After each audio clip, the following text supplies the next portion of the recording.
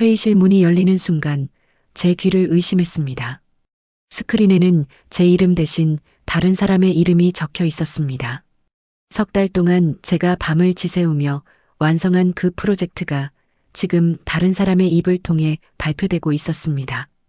팀장은 고개를 끄덕였고 동료들은 박수를 쳤습니다. 저는 그 자리에서 발걸음을 멈춘 채 아무것도 할 수 없었습니다. 그의 이름은 이준혁이었습니다. 입사 동기였고 늘 웃는 얼굴이었고 말이 많은 편이었습니다. 저보다 발표를 잘했고 사람들과 쉽게 어울렸습니다. 저는 그런 그가 그냥 밝은 사람이라고만 생각했습니다. 경계할 이유가 없었습니다. 저는 원래 말이 없는 편입니다. 일로 증명하는 걸 당연하게 여겼고 묵묵히 버티는 것이 성실함이라고 믿었습니다. 그렇게 살아왔습니다. 학창 시절에도 첫 직장에서도 그리고 이 회사에 옮겨온 지난 4년 동안도 마찬가지였습니다. 누군가 알아주길 기다리지 않았습니다. 다만 결과가 말해줄 거라고 믿었을 뿐이었습니다. 그 믿음이 오늘 이 자리에서 조용히 무너졌습니다. 발표가 끝난 뒤 준혁은 저를 향해 돌아섰습니다. 눈이 마주쳤습니다. 그는 웃었습니다.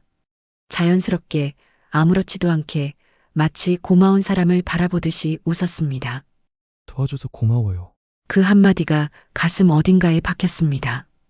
도와준 것이 아니었습니다. 저는 처음부터 끝까지 그 프로젝트를 혼자 끌어온 사람이었습니다. 기획안을 썼고 데이터를 정리했고 수정을 반복했고 마감 전날 밤을 꼬박 세웠습니다. 그가 한 일이라고는 중간에 한 번 회의에 참석한 것뿐이었습니다. 그런데 저는 아무 말도 하지 못했습니다. 억울했습니다. 배신당한 기분이었습니다. 동시에 이상하게도 스스로가 의심스러워졌습니다. 내가 잘못 기억하는 건 아닐까? 혹시 내가 놓친 맥락이 있는 건 아닐까? 그 의심이 분노보다 먼저 올라왔다는 것이 지금 돌이켜보면 더 서글픈 일이었습니다. 회의실을 나오며 화장실로 향했습니다. 차가운 물로 손을 씻고 거울 속 제 얼굴을 바라봤습니다. 흔들리지 않으려 했습니다. 하지만 손이 조금 떨렸습니다. 아직 아무것도 끝난 게 아니라는 걸 그때는 알지 못했습니다. 오히려 그날이 시작이었습니다. 무언가가 조용히 그리고 천천히 제 주변을 바꿔가고 있었습니다. 팀장실 문을 두드린 건 회의가 끝나고 2시간이 지난 뒤였습니다. 마음을 가다듬었습니다. 감정적으로 보이고 싶지 않았습니다. 차분하게 사실만 말하자고 다짐했습니다. 문을 열었을 때 팀장은 모니터를 보고 있었고 저를 향해 고개를 돌리지 않았습니다. 저는 그래도 말을 꺼냈습니다. 그 프로젝트는 제가 처음부터 끝까지 진행한 것이었고 발표자 이름이 바뀐 경위를 알고 싶다고 했습니다. 팀장은 잠시 후 모니터에서 눈을 떼며 말했습니다. 조직은 결과가 중요해요. 누가 했는지는 중요하지 않아? 그게 전부였습니다. 더 이상의 설명도 미안하다는 말도 없었습니다. 그는 이미 다시 모니터를 보고 있었습니다. 저는 잠시 그 자리에 서 있다가 조용히 문을 닫았습니다. 복도에서 숨을 한 번 크게 들이쉬었습니다. 가슴 안쪽이 뜨거웠습니다.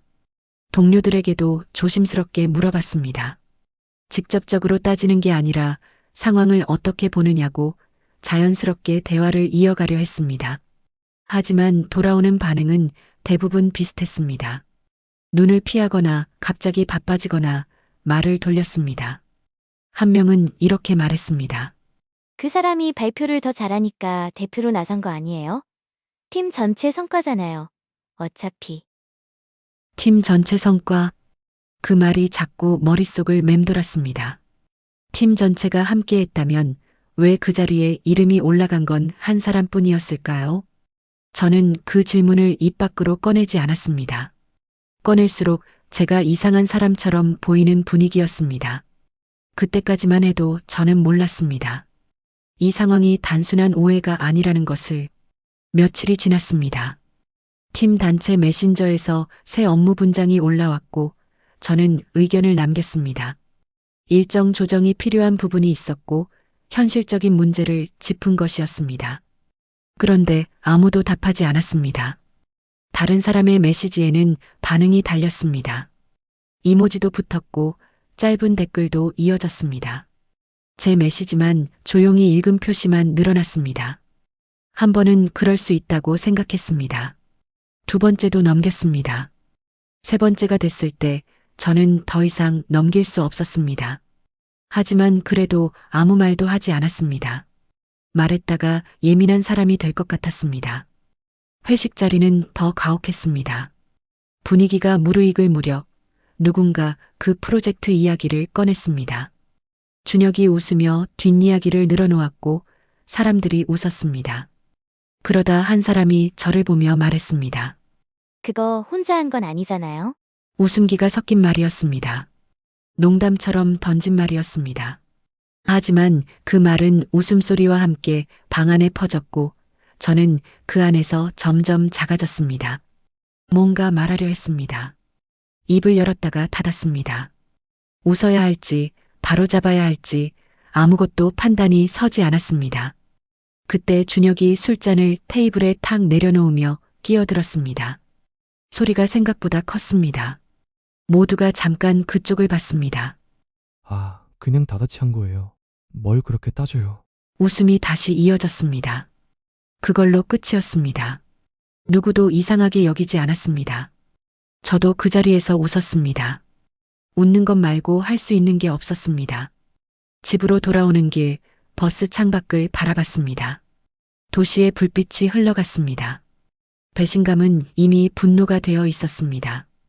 그런데 그 분노는 소리를 내지 못하고 안쪽에서만 타고 있었습니다. 저는 생각했습니다. 이대로는 안 된다고. 참는 것만으로는 아무것도 바뀌지 않는다고. 무언가를 해야 했습니다. 하지만 무엇을 어떻게 해야 하는지는 아직 알지 못했습니다. 발표는 월요일 오전 전체 팀 회의에서 이루어졌습니다. 팀장이 화이트보드에 이름을 적었습니다.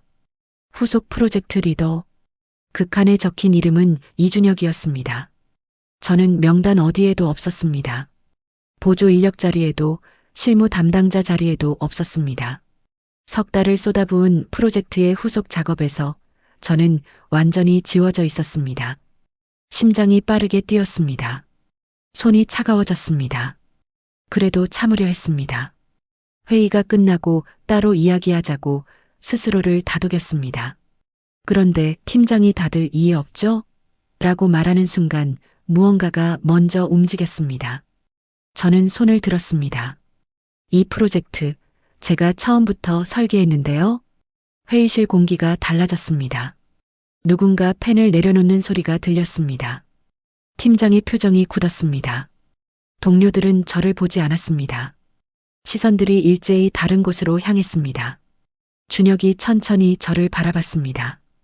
그리고 웃었습니다. 자료는 참고했지만 방향은 제가 잡았습니다. 담담한 목소리였습니다. 흔들림이 없었습니다.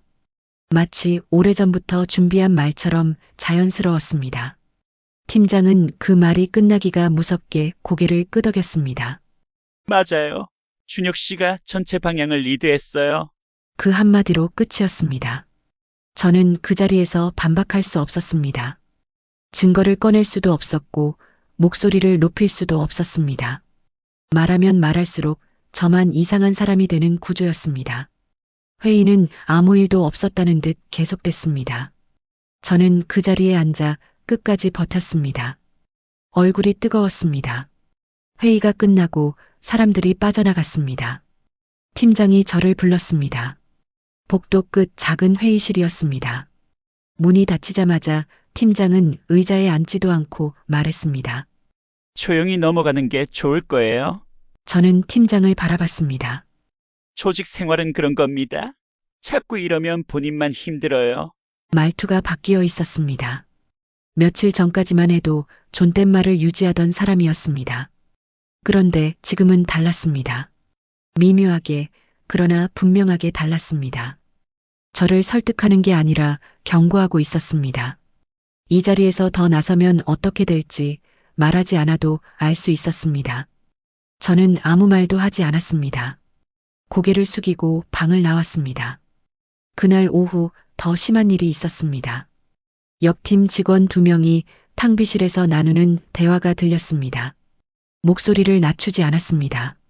들으라는 것인지 아니면 정말 신경을 끈 것인지 알 수 없었습니다. 걔가 그 프로젝트 혼자 다 했다고 주장한다던데. 에이, 설마, 그게 말이 돼? 웃음소리가 났습니다. 저는 탕비실 앞에서 발걸음을 멈췄습니다. 들어가지 못했습니다. 그냥 돌아섰습니다. 손에 들고 있던 머그컵이 차가웠습니다. 자리로 돌아와 모니터를 켰습니다. 화면이 흐릿하게 보였습니다. 눈이 뜨거웠지만 참았습니다. 이 자리에서 울 수는 없었습니다.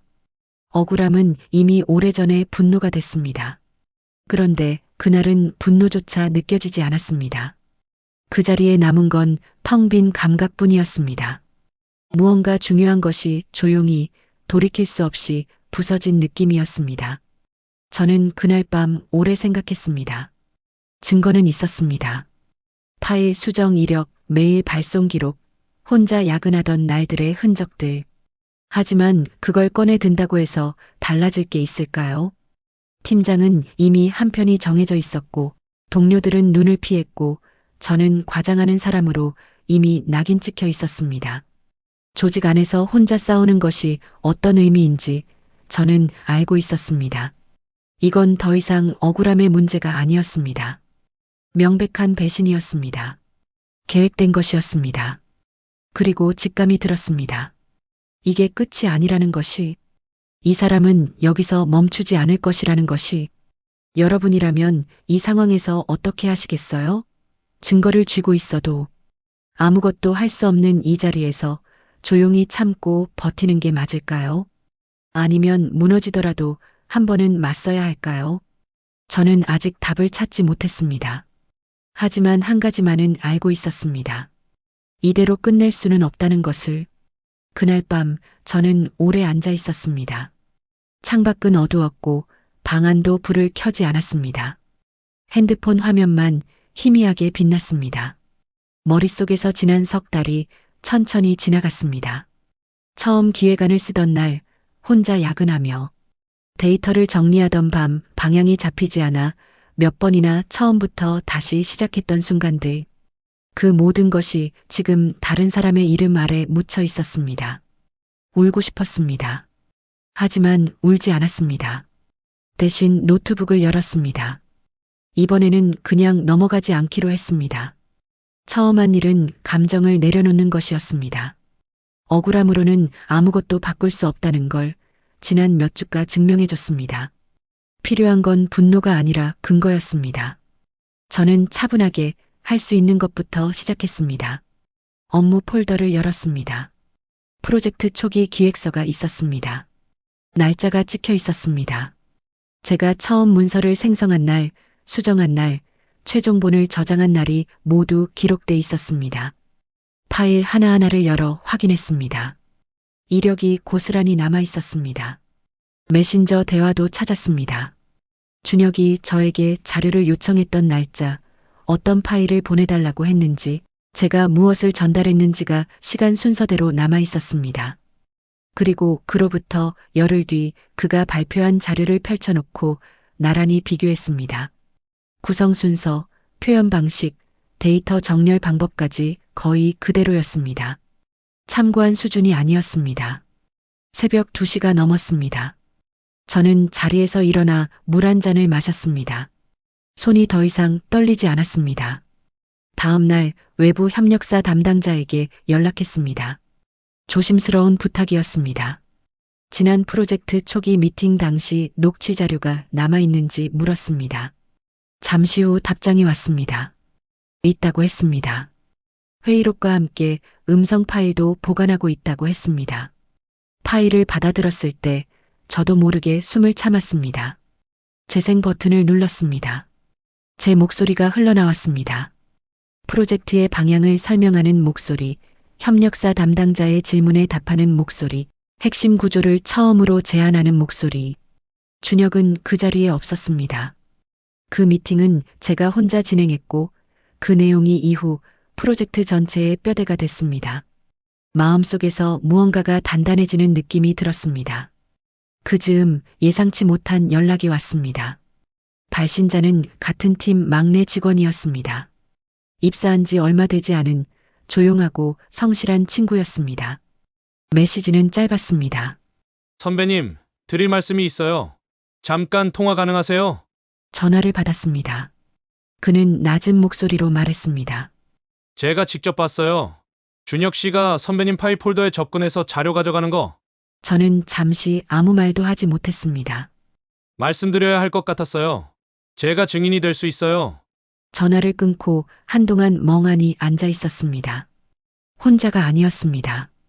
저는 혼자라고 생각했는데 혼자가 아니었습니다. 그 사실이 오히려 뒤늦게 눈물이 나게 만들었습니다. 자료를 정리했습니다. 파일 생성 및 수정 이력, 메신저 대화 기록, 협력사 미팅 녹취, 그리고 목격자의 진술, 하나하나 문서로 만들었습니다. 감정을 담지 않으려 했습니다. 사실만, 날짜만, 기록만 남겼습니다. 그리고 HR 신고 채널에 접속했습니다. 처음 열어보는 페이지였습니다. 손가락이 잠깐 멈췄습니다. 두려움이 없다면 거짓말이었습니다. 이 버튼을 누르는 순간 돌아올 수 없다는 걸 알고 있었습니다. 조직 안에서 조용한 사람으로 남을 수 없다는 것도 알았습니다. 그래도 눌렀습니다. 제출 완료 메시지가 떴습니다. 화면을 바라보며 천천히 숨을 내쉬었습니다. 가슴이 먹먹하면서도 이상하게 가벼웠습니다. 참는 것이 미덕이라고 배웠습니다. 조용히 넘어가는 것이 현명한 거라고도 들었습니다. 하지만 참는 것과 묻어두는 것은 다릅니다. 저는 이제 그 차이를 알고 있었습니다. 싸움은 이제 시작이었습니다. 하지만 이번에는 달랐습니다. 감정이 아니라 증거로, 혼자가 아니라 기록과 함께, 두려움이 아니라 결심으로 서 있었습니다. 마지막으로 한 가지가 남아 있었습니다. 팀장이 이 상황을 처음부터 알고 있었는지 아니면 이용당한 것인지 그것만 확인되면 모든 그림이 완성될 터였습니다. 조사 결과 발표는 목요일 오전이었습니다. 평소와 다름없는 회의실이었습니다. 같은 테이블, 같은 의자, 같은 창문으로 들어오는 햇빛. 그런데 공기가 달랐습니다. 아무도 먼저 말을 꺼내지 않았습니다. HR 담당자가 자료를 펼치기 전부터 이미 모두가 무언가를 알고 있는 얼굴이었습니다. 저는 가장 구석 자리에 앉았습니다. 손을 무릎 위에 얹고 조용히 앞을 바라봤습니다. HR 담당자의 목소리는 차분했습니다. 감정이 없었습니다. 그것이 오히려 더 무겁게 느껴졌습니다. 화면에 자료가 띄워졌습니다. 제 기획서 초안과 발표 자료가 나란히 놓였습니다. 구성 순서, 핵심 문장, 데이터 배열 방식, 일치율 수치가 숫자로 표시됐습니다. 메신저 기록이 날짜 순으로 정리됐습니다. 파일 수정 로그가 공개됐습니다. 침묵이 흘렀습니다. 준혁의 얼굴이 굳었습니다. 처음으로 그의 표정에서 웃음이 사라졌습니다. 팀장은 고개를 숙인 채 아무 말도 하지 않았습니다. 동료들은 테이블 위를 바라봤습니다. 누구도 서로 눈을 마주치지 않았습니다. HR 담당자가 마지막 장을 넘기며 말했습니다. 기여도 인정 및 프로젝트 리더 재지정을 공식 권고합니다. 그것으로 끝이었습니다. 회의실을 나서는 길에 준혁이 저를 불렀습니다. 복도 한쪽에 섰습니다. 그는 한동안 말을 잇지 못했습니다. 그러다 낮게 말했습니다. 미안합니다. 저는 그를 바라봤습니다. 그 눈을 오래 들여다봤습니다. 후회하는 얼굴이었습니다. 진심인지 아닌지는 알 수 없었습니다. 하지만 그것은 이미 중요하지 않았습니다. 저는 짧게 고개를 끄덕이고 돌아섰습니다. 용서한다고 말하지 않았습니다. 괜찮다고도 하지 않았습니다. 그 말들은 제가 할 수 있는 말이 아니었습니다. 팀장도 따로 찾아왔습니다. 내가 잘못 판단했어요. 미안합니다. 조용한 목소리였습니다. 처음으로 존댓말을 완전히 갖춰 말하는 사람처럼 들렸습니다. 저는 그 말을 듣고 잠시 생각했습니다. 이 사람은 공모한 것인지, 이용당한 것인지, 마지막까지 확인하고 싶었던 질문이었습니다. 그런데 막상 그 자리에 서고 보니 답이 무엇이든 달라질 것이 없었습니다. 신뢰는 이미 돌아오지 않을 곳으로 가버렸습니다. 저는 그날 오후 사직서를 썼습니다. 길게 쓰지 않았습니다. 일신상의 사유. 그 한 줄이면 충분했습니다. 팀장에게 봉투를 건네며 저는 아무 말도 하지 않았습니다. 팀장도 잡지 않았습니다. 어쩌면 예상하고 있었을 것입니다. 마지막 날 짐을 싸며 회의실을 한번 돌아봤습니다. 석 달 동안 저를 붙잡아 두었던 공간이었습니다. 늦은 밤 혼자 불을 켜고 앉아있던 자리, 처음 기획안을 완성하고 혼자 조용히 기뻐했던 테이블. 그 안에서 저는 배신당했고 지워졌고 그래도 끝까지 버텼습니다. 억울함은 참을 수 있었습니다.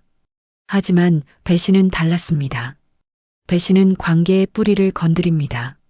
한번 그 뿌리가 뽑히면 아무리 물을 줘도 다시 자라지 않습니다. 저는 그것을 이제 알았습니다. 엘리베이터를 기다리는 동안 핸드폰이 울렸습니다. 후배였습니다. 목격자가 되어준 그 친구였습니다. 메시지 한 줄이었습니다. 선배님, 잘 가세요. 선배님 덕분에 저도 배웠어요. 답장을 쓰다가 멈췄습니다. 그냥 웃음 이모티콘 하나를 보냈습니다. 그것으로 충분했습니다. 건물을 나서자 바람이 불었습니다. 생각보다 따뜻한 바람이었습니다. 저는 잠깐 걸음을 멈추고 하늘을 봤습니다. 특별한 하늘이 아니었습니다.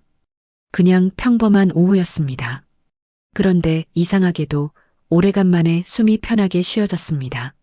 그날 이후로 저는 달라졌습니다. 말이 많아진 건 아닙니다. 여전히 조용한 편입니다. 하지만 침묵의 의미가 바뀌었습니다. 예전의 침묵은 참는 것이었습니다. 지금의 침묵은 선택입니다. 말해야 할 때 말하고 넘어가야 할 때 넘어가는 것. 그 둘의 차이를 이제는 압니다. 일은 다시 시작됐습니다. 새로운 자리에서 처음부터 다시. 두렵지 않다면 거짓말이지만 두려움보다 단단함이 먼저입니다. 제 이름으로 만든 것은 제 이름으로 남아야 한다는 것. 그것만은 다시는 잊지 않으려 합니다. 억울함을 참는 사람은 많습니다. 하지만 배신을 조용히 증명해낸 사람은 그렇게 많지 않습니다. 저는 그 사람이 되기로 했습니다. 여러분이라면 이 상황에서 어떻게 하셨을 것 같으세요? 사과를 받았어도 신뢰가 무너진 자리라면 그래도 남아서 다시 시작할 수 있을까요? 아니면 저처럼 조용히 떠나는 것이 맞는 선택일까요? 여러분의 생각을 댓글로 남겨주세요. 비슷한 경험이 있으셨다면 그 이야기도 함께 나눠주시면 좋겠습니다.